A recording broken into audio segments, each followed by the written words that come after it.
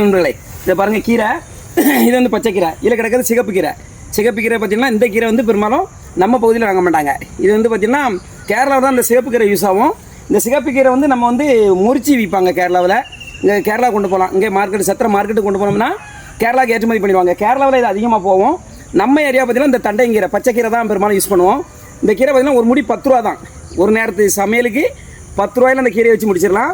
அடுத்தால பார்த்தீங்கன்னா இந்த கீரை வந்து வரது வந்து ஒரு மொத்தத்துக்கு 20 நாள் டு 25 நாளில் எடுத்துடலாம். அதனால் அது ஒரு சூப்பராக இருக்கும். ஒரு 25 நாளில் 5 நாளுக்குள்ள நம்ம விற்கலைன்னா அந்த கீரை வந்து ஒம்பா போயிடும். சரியா?